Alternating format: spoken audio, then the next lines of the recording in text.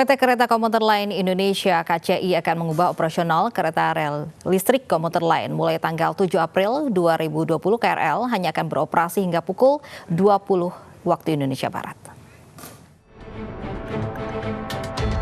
Seiring dengan semakin banyaknya warga Jakarta dan sekitarnya melakukan aktivitas di rumah dan menerapkan jaga jarak, maka jumlah penumpang transportasi umum juga berkurang signifikan. Beberapa operator transportasi umum mulai mengubah pola operasi armada mereka karena minimnya penumpang dan menekan biaya operasional.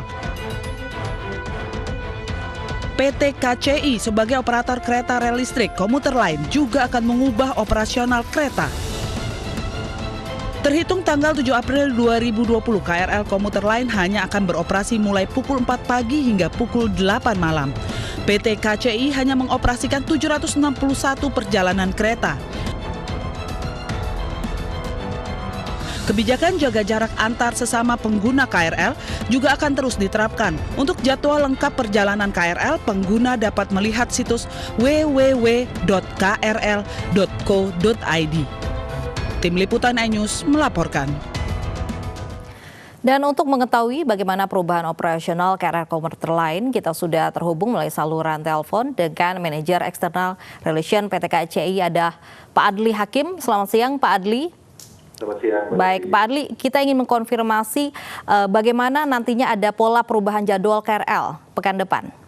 Baik, jadi perubahan jam operasional KRL ini akan dimulai pada hari Selasa ya, tanggal 7 April mendatang.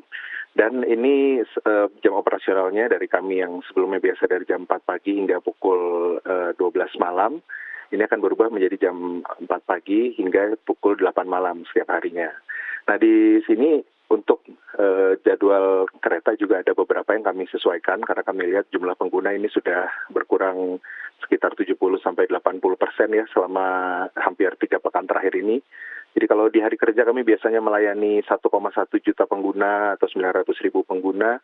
Saat-saat ini di hari-hari kerja kami melayani sekitar 220.000 pengguna. Ini tentu sejalan karena semakin banyak yang mengikuti himbauan pemerintah ya untuk beraktivitas dari rumah saja. Nah, kami lihat di jam-jam seperti kalau jam berangkat kerja atau berangkat beraktivitas pada pagi hari ini memang tidak ada perjalanan KRL yang kami kurangi. Jadi dari jam 4 pagi sampai jam 9 pagi tidak ada perjalanan yang dikurangi.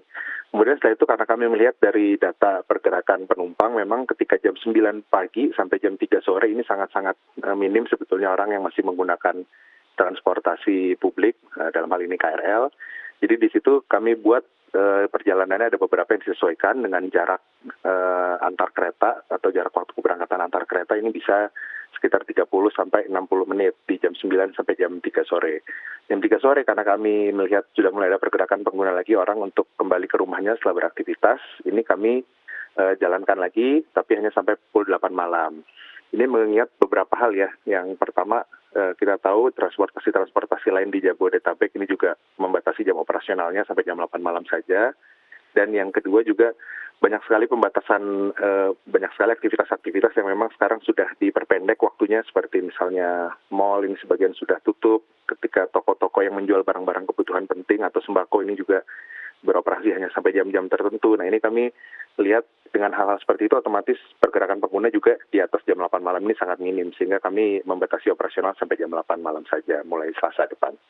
Baik, Pak Adli, apakah pola perubahan ini juga berlaku untuk semua jurusan kereta? Ya, jadi kami saat ini mengoperasikan 6 lintas KRL ya, baik itu dari Bogor, kemudian dari Bekasi, dari Serpong, Rangkas Bitung, Tanah Abang Duri, dari Tanjung Priok. Ini seluruh 6 lintas KRL akan mengikuti jam operasional yang baru ini mulai Selasa mendatang. Baik, jarak intervalnya juga seperti apa nantinya antar kereta? Untuk yang pagi ya, pagi hari terutama karena kami melihat di keberangkatan pagi hari ini masih walaupun sudah jauh berkurang, tapi perlu diingat kami juga perlu melakukan pengaturan dalam stasiun maupun di kereta untuk agar para pengguna bisa tetap menjaga jarak satu sama lain. Sehingga ketika pagi-pagi ini masih ada yang berangkat beraktivitas, kami di jam 4 pagi sampai jam 9 pagi itu headway atau jarak antar kereta tetap seperti yang ada saat ini, yaitu ada yang 5 menit sekali, ada yang 10 menit sekali, sampai 15 menit sekali. Itu semuanya masih normal sesuai operasional yang sekarang. Namun saat sudah di luar jam-jam sibuk, ini tentu karena mobilitas masyarakat juga sudah semakin berkurang, ini jarak antar kereta seperti saya sampaikan tadi berkisar dari mulai 30 menit hingga 60 menit. Baik, sekali lagi Pak Adli, ini akan berlaku dari kapan dan sampai kapan pola perubahan ini? Baik, jadi ini kami lakukan karena sudah mengamati pola perilaku pengguna KRL ya selama 2 hingga 3 pekan terakhir. Kemudian kami bahas bersama-sama dengan berbagai pihak juga, termasuk ke regulator, dalam hal ini pemerintah. Dan kami ketemu formulasi yang seperti ini untuk perubahan jam operasionalnya akan berlaku mulai Selasa depan, tanggal 7 April. Dan ini tentu masih akan berlaku, kita lihat sampai nanti perkembangan situasi terkini maupun kebijakan terbaru dari pemerintah. Kita akan lihat bagaimana perkembangannya. Yang pasti semua perubahan jam operasional KRL ini kami akan umumkan ya melalui media massa, melalui media sosial perusahaan, melalui website perusahaan, dan juga melalui pengumuman di stasiun maupun di dalam KRL. Dan kami berharap dengan masih ada waktu ya sampai hari Selasa, ini kami umumkan mulai kemarin sore, ada waktu sekitar 4 hari untuk para pengguna terus kami sosialisasikan mengenai perubahan jam operasional ini. Kami harap nanti ketika tanggal 7 sudah bisa menyesuaikan perjalanannya. Baik, terima kasih atas informasinya Pak Adli Hakim, Manajer Eksternal Relation PT KCI Jakarta sudah bergabung bersama kami di News Siang. Sementara itu, pemirsa, akibat penurunan jumlah penumpang hingga 75%, jumlah operator bus antar kota di Terminal Bus Kampung Rambutan Jakarta Timur memutuskan menghentikan operasi. Akibat pandemi corona, pemerintah mengimbau masyarakat tidak mudik sementara waktu.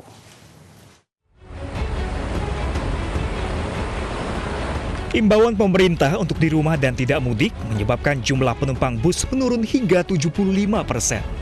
Terminal Bus Kampung Rambutan Jakarta Timur beberapa hari terakhir terpantau sepi. Penurunan terjadi di hampir semua jurusan. Akibat sepinya penumpang, sejumlah perusahaan bus antar provinsi memilih untuk tutup operasi. Penurunan sangat drastis hingga 75%. Penyebabnya sendiri ya mungkin masyarakat respon positif ya, himbauan Pak Gubernur, terus kita sendiri di sini udah pasang himbauan, ada banner himbauan untuk sementara tidak mudik untuk memutus rantai penyebaran virus COVID-19 ini. Harapan saya sih buat pemerintah yang mohon diperhatikan juga, karena kita yang di Terminal Kampung Rambutan ini yang bekerja di bis, baik di angkot maupun di Kopaja Metro Mini, yang lainnya mau diperhatikan lah, karena kita manusia juga, karena kita bagian dari Indonesia juga, ya butuh makan juga. Pengelola Terminal Kampung Rambutan juga sudah menghentikan layanan bus antar kota antar provinsi AKAP. Penutupan menyusul surat edaran di Sub DKI Jakarta terkait penghentian layanan bus AKAP. Pemerintah juga mengimbau masyarakat untuk tidak mudik sementara waktu. Dari Jakarta, Rio Manik, iNews melaporkan. Rombongan terbesar yang membawa pemulangan massal para santri dari berbagai pondok pesantren di Pulau Jawa tiba di Bali. Saat tiba di Terminal Mengwi, Badung, Bali, para santri wajib melalui prosedur pemeriksaan kesehatan dari petugas. Selanjutnya, para santri wajib mengikuti isolasi diri di rumah masing-masing selama 14 hari.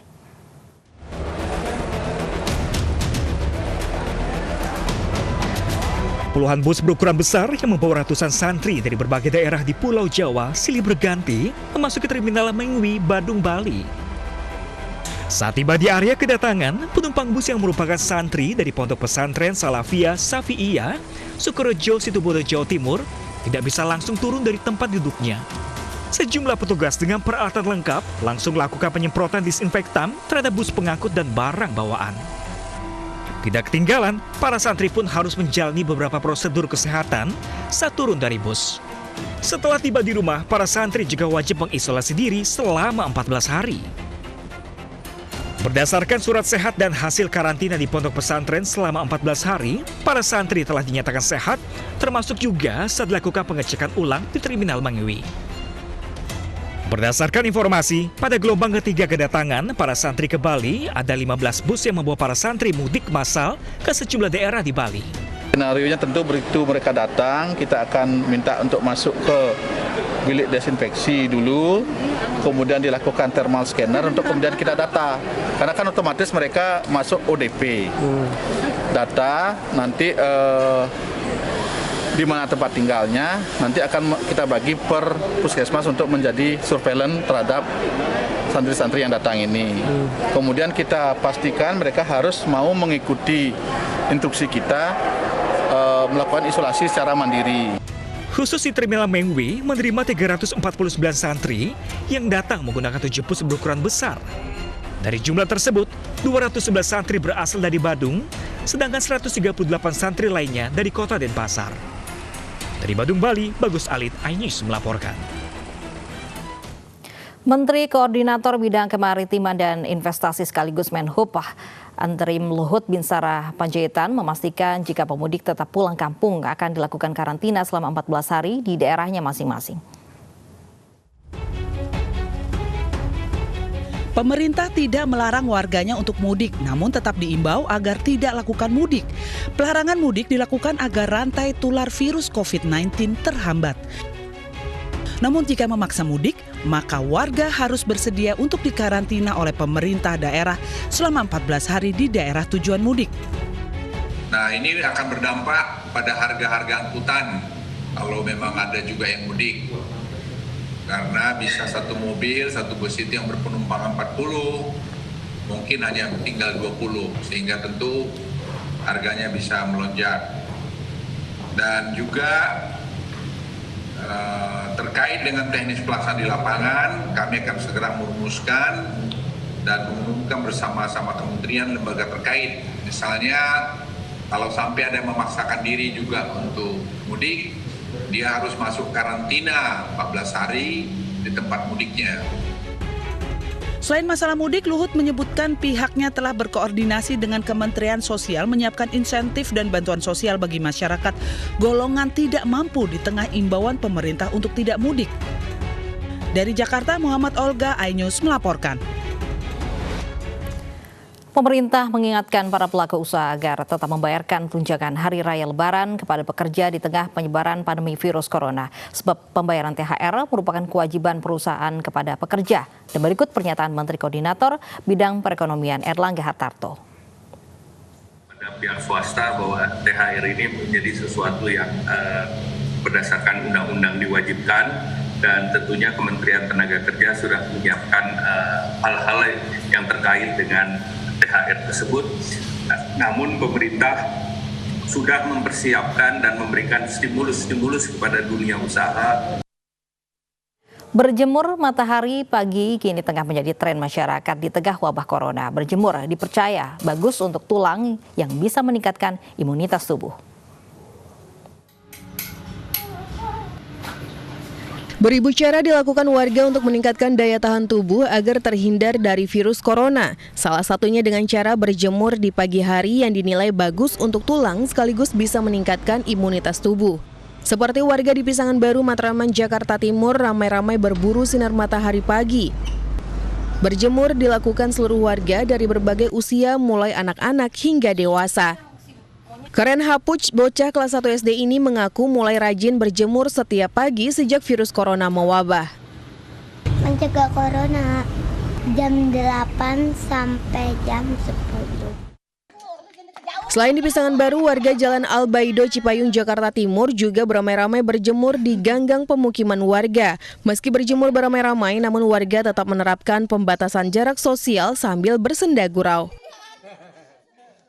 Biasa biar keluarga pada sehat, terhindar dari COVID-19. Kalau di TV sih lihat-lihat di berita bagusnya jam 10, 15 menit sampai 30 menit. Cuma kita kan dari pagi udah kedinginan, jadi kita mulai kalau udah pada mandi, udah pada makan, kita langsung berjemur aja.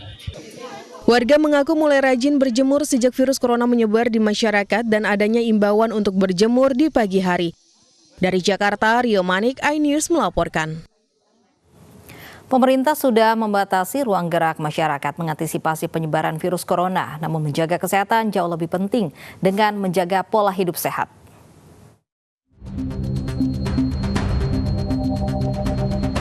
Agar Agar terhindar dari penyakit virus corona, masyarakat diminta menjaga jarak sosial.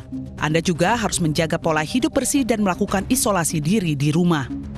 Namun karena saat ini musim hujan dan cuaca mudah berubah-ubah, infeksi corona yang menyerang saluran pernapasan, mirip dengan influenza, mudah berada di tubuh kita. Maka untuk mengatasinya, persiapkan beberapa jenis obat dijual bebas agar terhindar sampai ke tahap pneumonia. Beberapa obat yang harus dipersiapkan saat masa isolasi adalah obat demam, obat flu, obat diare, dan obat batuk. Jangan membeli obat antibiotik tanpa resep dokter. Untuk obat-obatan, balik lagi ke persiapan ya. Jadi yang belum sakit juga bisa sudah persiapan, maupun yang sudah sakit mungkin sudah dapat resep dari dokter. Tapi minimal karena ini gejalanya sifatnya demam ya, paling sering batuk, pilek.